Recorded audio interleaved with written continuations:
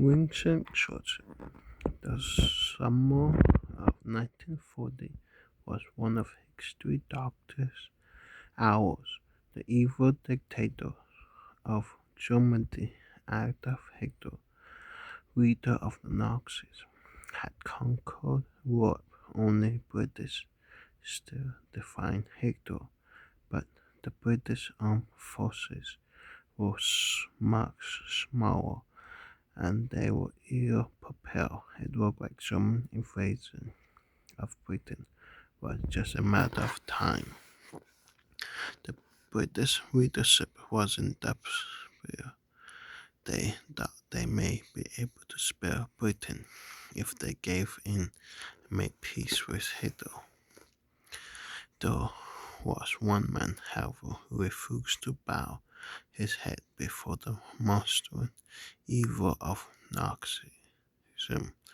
The new British Prime Minister Winston Churchill. At that fateful moment, it was he alone who stood in Hitler's path to world domination. If not for his unwavering determination, darkness may well have engulfed us the world over.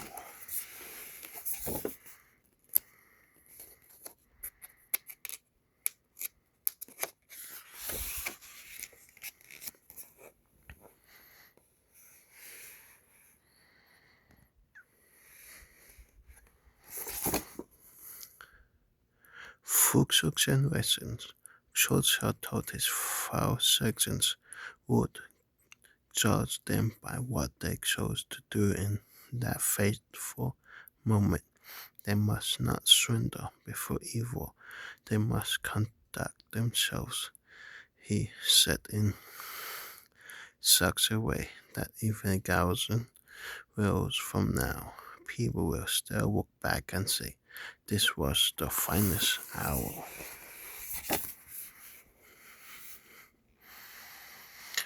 His words were so powerful that they awake forces which were dormant in the hearts and minds of his fellow citizens.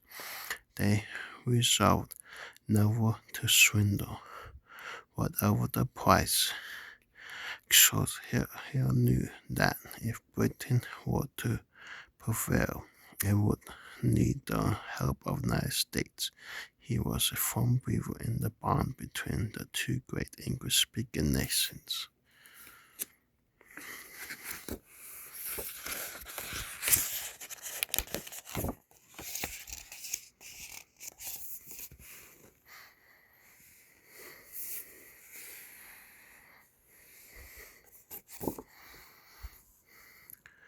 There was a personal reason for this too.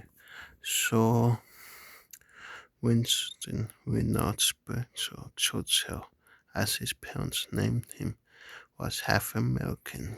He was born on November 30, 1874, to an American mother and a British father.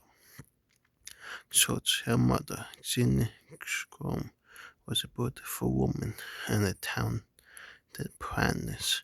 She was born to a wealthy family in Brooklyn, New York.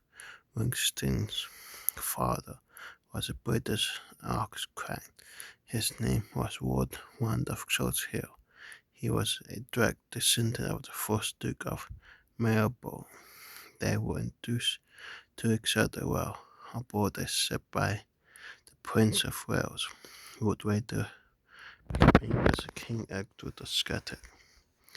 It would seem like a child of Saxon marriage was born for great things, but his parents didn't think so.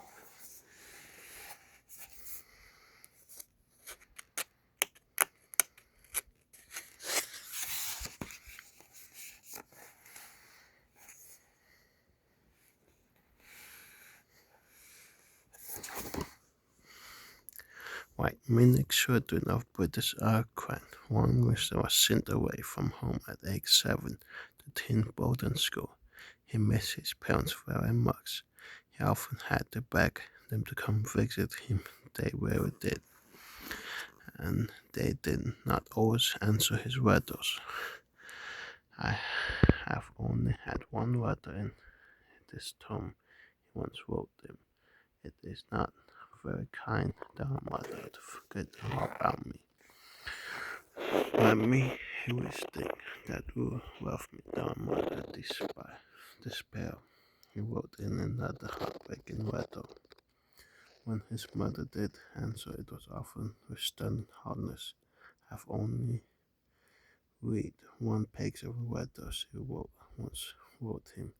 I send it back to you as his style does not please me. His father was no less harsh. He kept saying that his son saw no signs of talent or strength of character. He could not have been more wrong. His son would be one of the greatest men in world history.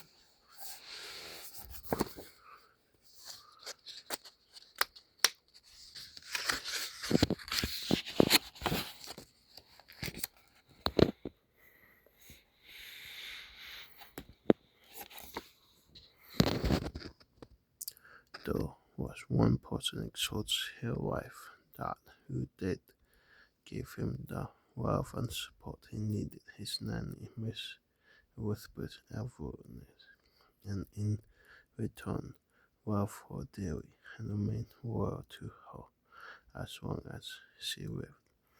When she visited him at his school, the children tried to make fun of him for being so attached to a nanny, but he couldn't care less.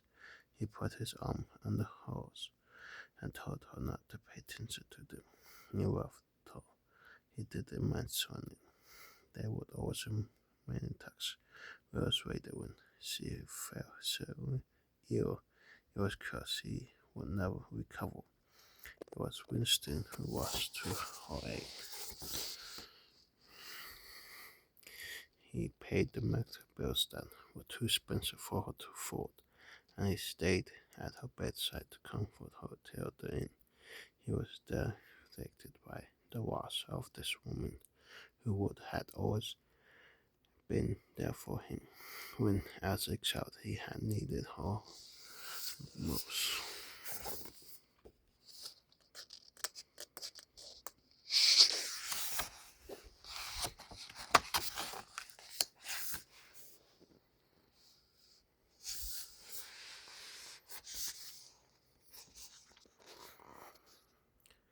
Despite his difficult childhood, one Winston had amazing self-confidence. He was sure that he was destined for great things.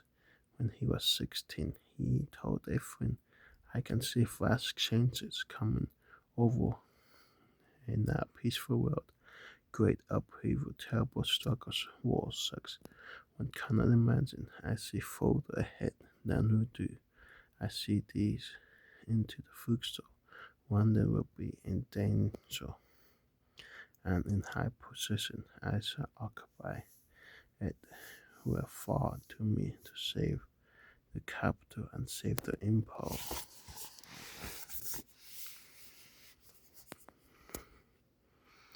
All children and teenagers have such dreams of glory. What's done is not that he said this.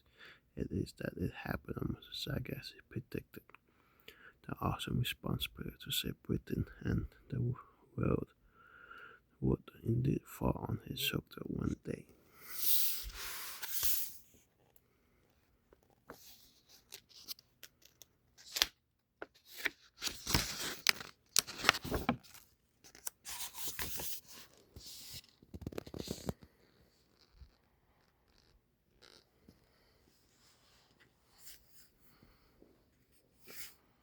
In those days, teachers were punished boys' victory. They would strike their mistakes and success to discipline them.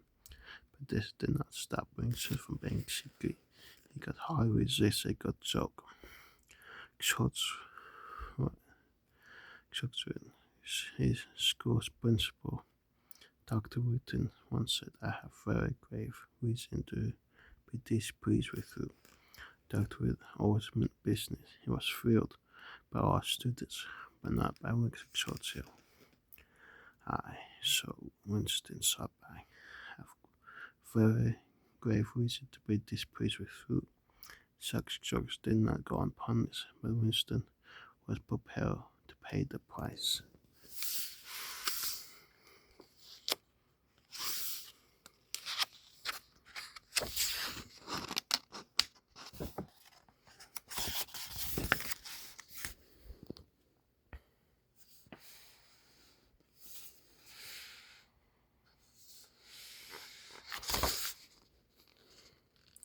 One Winston kept himself busy and not always with schoolwork. He had too many other interests. He brought silkrooms. He was part of the school swimming team. He competed in fencing and won a school championship. He worked for school newspapers. He recreated history battles with red soldiers. He played the eagle. He memorized poetry. He played chess, and he collected stamps and autographs. It seemed like he had boundless injury, and he would be just as injected as a dawn when he was called upon to lead Britain in war.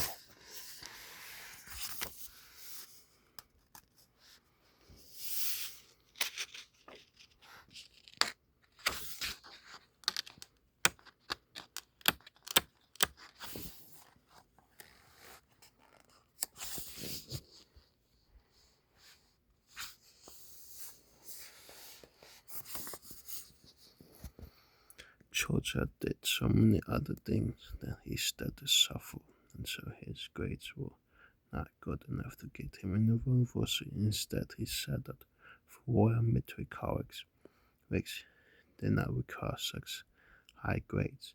But even here, he failed the entrance test twice and was accepted only on his daughter Tim. His father saw this as proof that his son was mediocre and lacking in his special talents.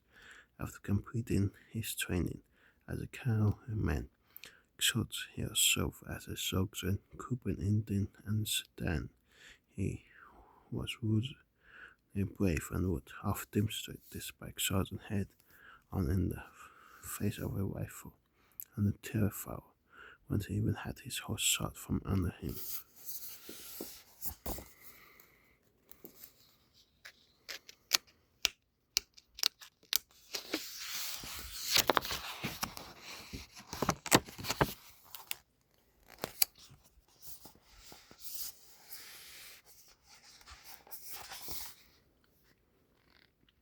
Churchill also worked for newspapers while serving as a soldier.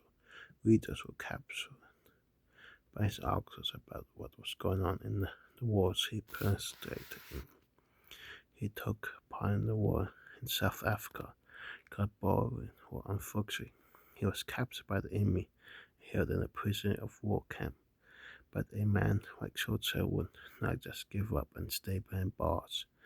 Prison was far too boring for him, so he soon hatched a simple and daring plan to escape. He waited in the prison yard for the right moment after the sun had set. But just before the moon appeared in the night sky, he climbed onto the wall behind the outdoor toilet in a matter of seconds. He jumped over the wall to freedom. His account of his escape made for great reading back in England. It actually made him famous.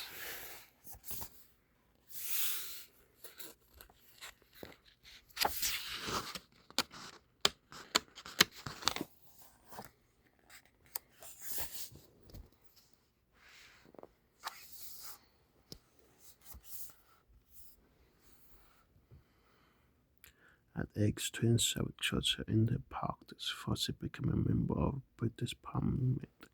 Then, when World War I broke out, he was appointed Minister of the Navy, or as the British used to call it back then, the First World of Ammunition.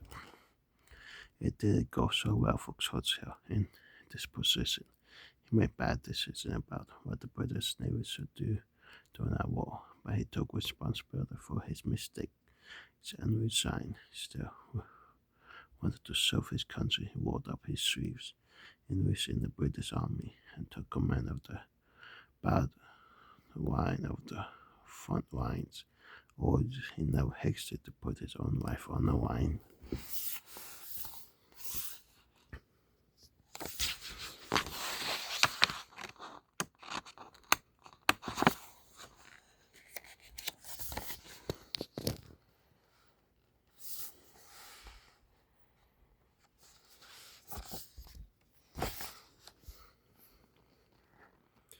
He was sometimes so rugged that we couldn't blame him for thinking fate was protecting him. One cold Wednesday in November 1915, he was called to the Corps headquarters. That meant he had to leave his battle line sector and walk for an hour in the mud, where bullets and shells were falling randomly all around. When he arrived at HQ, he warned the meeting was cancelled. Now he had to walk back another hour in the mud.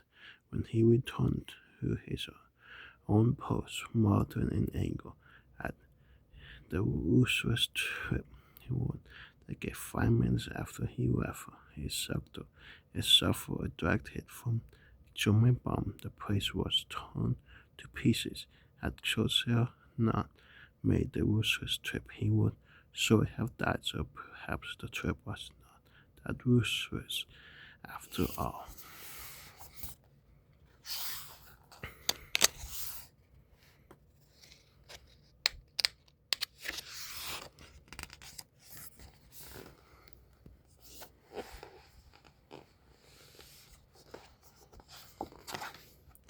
Churchill began taking flying lessons before World War I when Everett was in the early stages. He briefed and experienced things firsthand. Soon he was able to pilot the crude airplanes of the time. This was incredible victory, as airplanes often crashed back then, but that did not deter Churchill one bit. He kept flying planes till one day he and his instructor crashed after takeoff at the airfield. The core of the miracle Churchill escaped through bruises, and his instructor was resourceful, so he broke a leg. Would the Churchill would rest after the sexual death, but no. He was scheduled to have a dinner party that evening, and he refused to cancel it. He went ahead and entertained his guests as if nothing important that ever happened.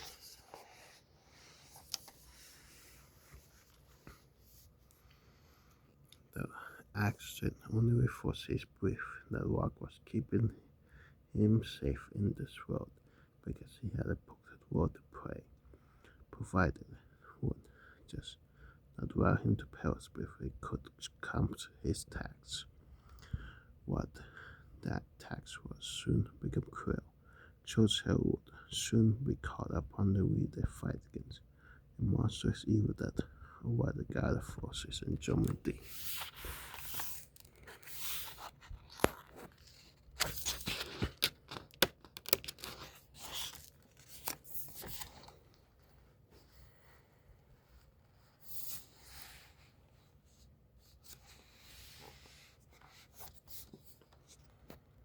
Germany was still reeling from defeat in World War I. It suffered from a deep crisis. People were angry and bitter. So when an honored partisan Adolf Hitler came along and promised them glory and friends, the Germans flocked to his party of hate and violence, the Nazi Party. Hitler gave huge speeches outing his evil plans and spoiling his boundless anger with resentment. He promised Germany power, grandeur, and wealth. Many Germans believed him. They thought this evil man could be their country's savior. Britain and France were so devoted to peace that they closed their eyes to the garden storm. They did nothing when Hector started building a massive army. They convinced themselves he was just restoring German pride and that he would really follow through on his boast. He wouldn't really follow through on his boast. They were sure he would eventually calm down when he began to demand more territory for Germany. They thought giving it to him would sacrifice him and ensure peace.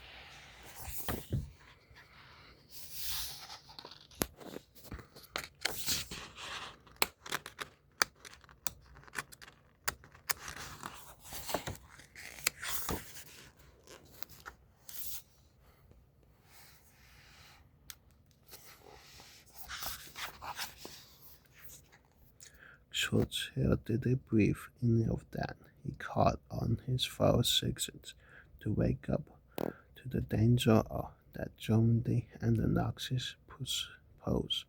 He warned that Britain must hurry and build tanks, ships, and guns and airplanes before it was too late, trying to please Hitler with congratulations. He said it was futile. If we give in to the demands of boys, we just coerce them to make more demands. But Britain refused to listen. It was so staunch from the last war, so fond of the comfortable life it had gotten comes to in peacetime, that it could not bring itself to see the danger of people call Churchill a warmonger and shrug off his writing. Still, he persists.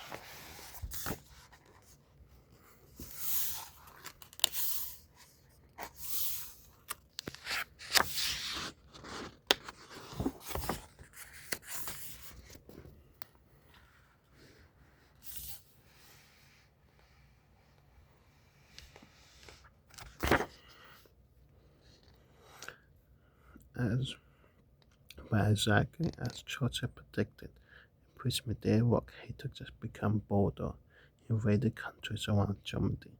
Instead, the British government forgave him, and then finally, when he invaded Poland on September 1, 1939, they had enough. Both Britain and her ally France declared war on Germany.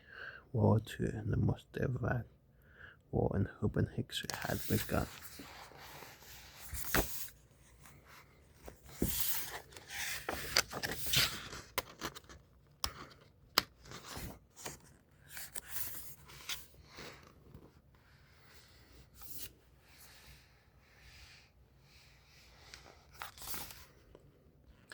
It was now clear that Winston Churchill had been right all along. It was therefore also clear that he was right man to lead Britain in this war. The British people gave him their full support. When he took office, he told them bluntly that tax before them would not be easy. He said, "I have nothing to offer but blood, tears, and sweat. We have before us many long months of struggle and of suffering. You ask what is our policy? I would say it is to wage war by sea, land, and air, with all our might, with all the strength that God can give us. You ask, what is our aim? I can answer in one word. It is victory. Victory at all costs. Victory in spite of all terror. Victory however long and hard the world may be."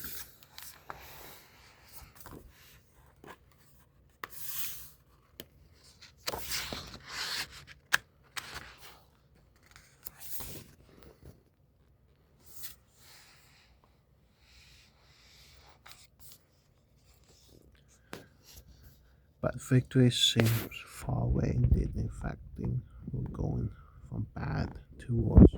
Countries fell one after the other before Hitler guaranteed war between Britain and all the forces it could muster help France. But then the France on whom Churchill counted on also fell before Germany onslaught. British forces retreated until finally they were trapped with their backs to the sea on the beaches at Dunkirk, northern France.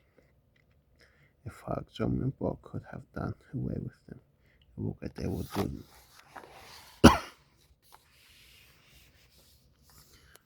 But Churchill was not the kind of man to give up. He acted with speed and determination. He ordered everyone who had a vessel that could float from naval to commercial ships, from whaler cruisers to fishing boats, to rush across the channel and evacuate as many British soldiers as each could possibly carry. Thousands of older men and women set sail to rescue their boys. The Germans hesitated. They gave the British just enough time to evacuate their troops.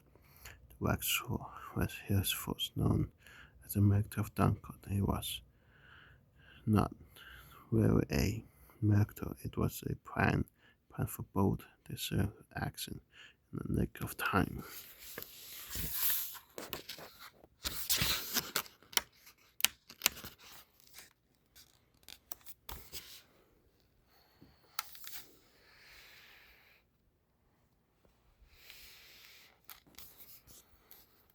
But the joy was short-lived. Evacuated France. Evacuated France did nothing to dispute the fear of impending German invasion. After all, Germany was far stronger and had a much larger military. People began to think Britain faced a stark and terrible choice, to be crushed by Hitler or to give up the fight and make peace with his evil regime. After Dunkirk, British top partisans that it would be wise to choose peace, but Churchill was fierce. It is better to fight and die honorable. He told them to surrender and live as slaves to the evil Nazis.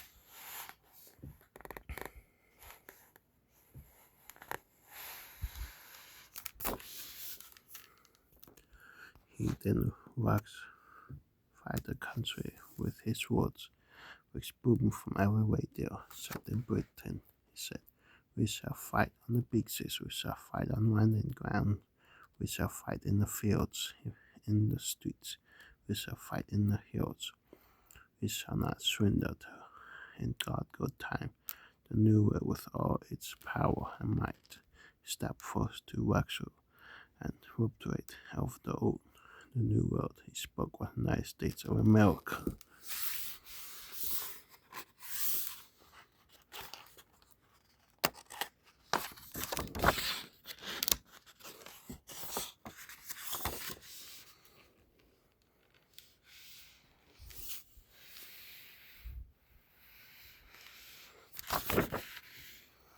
But how could all of this happen? The worst was neutral, and many Americans wanted to stay out of the war. And Britain was not strong enough. Dick Churchill knew how to make good on his words and win this war. No, he didn't.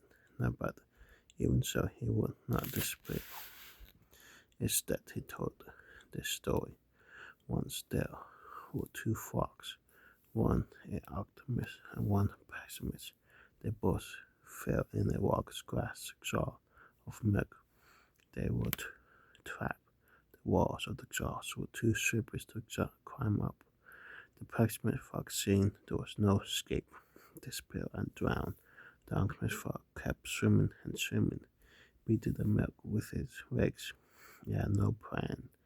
He just refused to give up, but beating the milk all night, turning quite untaxable into butter.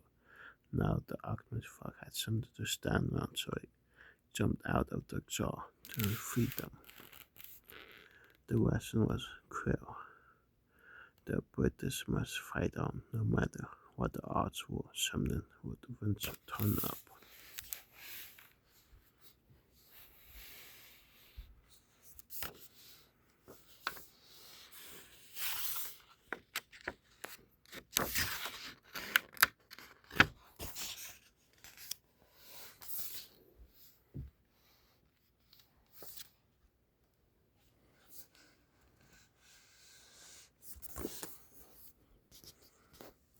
In the meantime, Britain was press Curzon was to prevent a German invasion of the island country. For a successful invasion, the Germany would need control of the skies. Otherwise, Britain planes would attack them as they tried to cross the water of the channel. Britain had a number of fighter planes and a number of poor pilots. Both its planes and pilots were the very best destruction. The resources to the women pilots had barely any time to catch their breath between missions. When they prevailed over German Air Force, the infamous Warwolf, so the invasion was never attempted. The whole British population breathed a sigh of relief.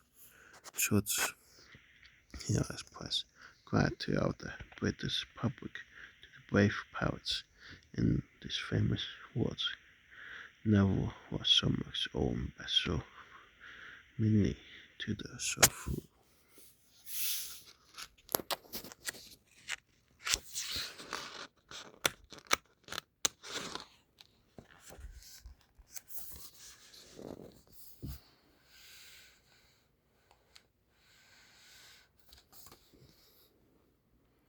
While the Germans were still riding high, they kept bombing London and other British cities, hoping to break the spirit of British people. Houses, schools, churches, stores, and public buildings were pounded and reduced to rubble. Children made a point of fixing the area that were hit. Once evicted,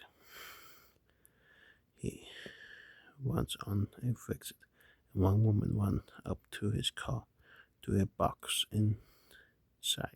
The Prime Minister was greatest daughter, but it turned out to be just a box of cigars.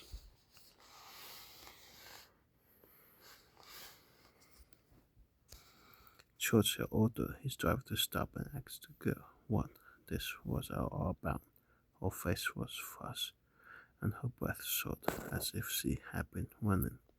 She said she had worked very hard lately and won the prize this week for the highest output, she said. So now she had some extra money. She knew that the Prime Minister liked cigars, so she didn't want him to run out of them. She went to the store to get some, and when the hood were coming an hour ago, she said. Still breathing, Churchill was deep in thought. He thanked her very much, and he never forgot that day. He mentioned that accent in his big sixth form about World War II.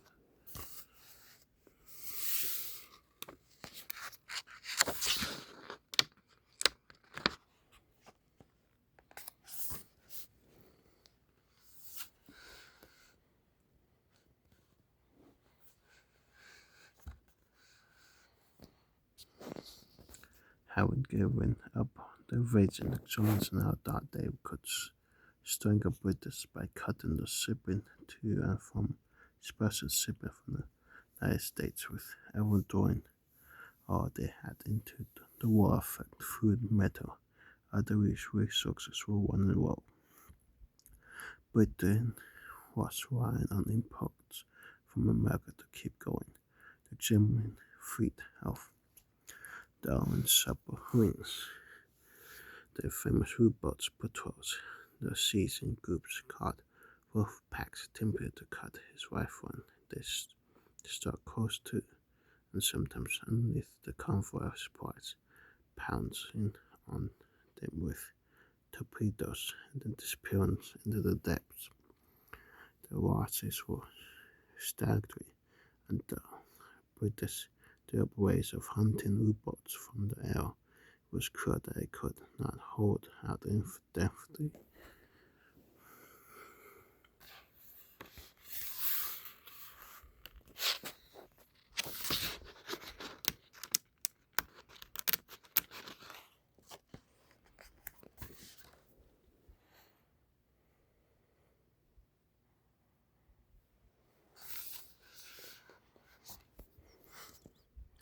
But Churchill was waiting on his fuck. He would not give up, even when he did not know how he could prevail.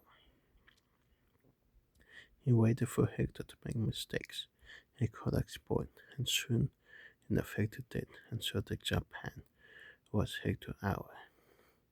In summer of 1941, Hector started to attack Russia. That is the fact that Russia did everything he could to please him. In his deranged mind, the people of Eastern Europe were born to serve the Germans, whom Hitler considered to be the master race.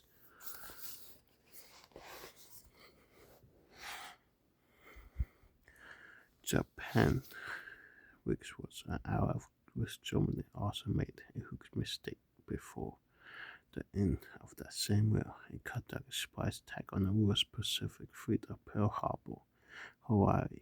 Many American sailors were killed. Many ships were sunk or damaged, and Americans were shot a very rare furious. And our two giants, the United States and Communist Russia, joined the war on the British side. The whole balance of power had shifted.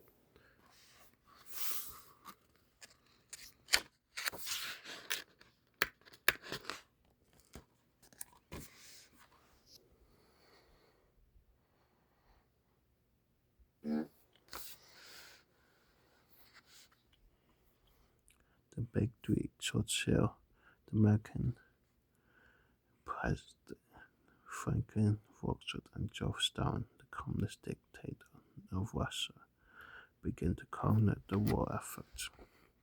Churchill was a lifelong enemy of the communists. How come his opponent acts was, he said, to recommend Stalin as an ally and a friend. If Hitler invaded hell, Churchill answered, I would make at least a favorable reference to the devil in the House of Commons. He meant that when we are facing the great evil knocks him, we must make alliances in on who can help whether we like them or not.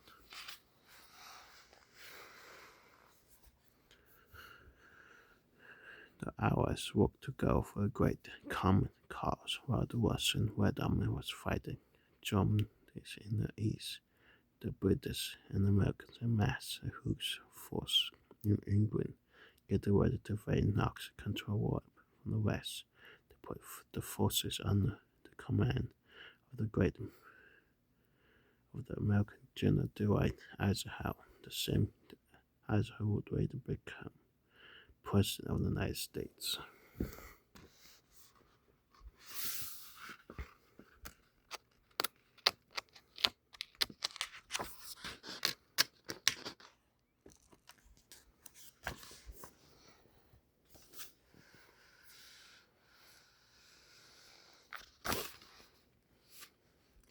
The invasion plan was codenamed Operation Overlord.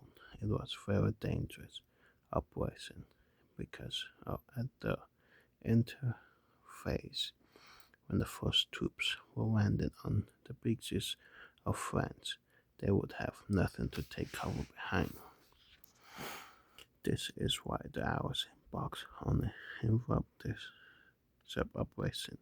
They did not choose to land at France, which was the most obvious place, as that where the center is noticed. Instead, they chose to land at Normandy. Nevertheless, they pretended it was going to be crash. They made fake plans and make sure the German spies discovered them.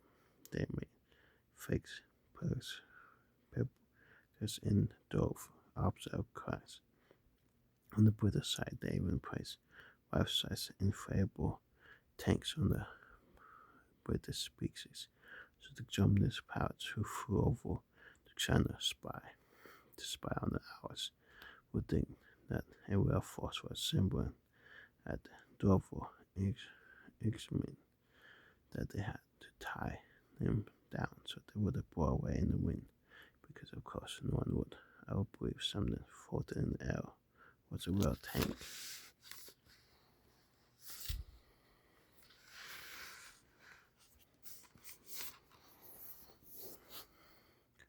It worked on the day of the raising a huge fleet of ships and landing crafts sailed across the Channel and began landing on the beaches of Normandy. The Germans were prepared for landing in Crest, were taken by complete surprise. The Finns were quickly overwhelmed. Now it was just a matter of time till the Germans were crushed. The joint powers of Britain, the States, and Russia was more than any image could ever hope to overcome.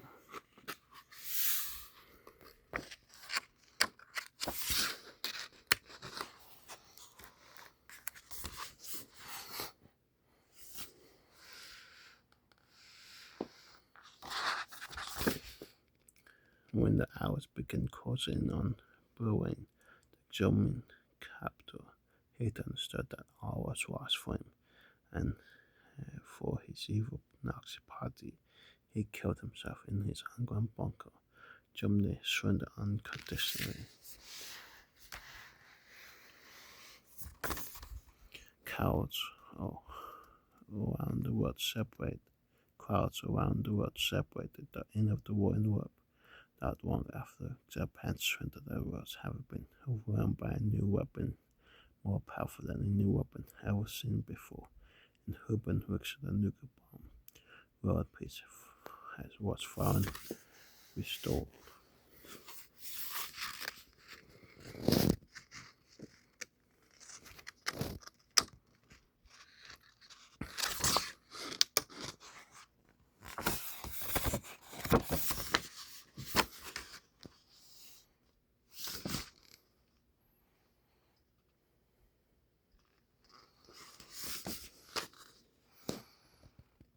Sadly, once the war was over, the elections were held in Britain, and the British public did not like Churchill to continue leading them.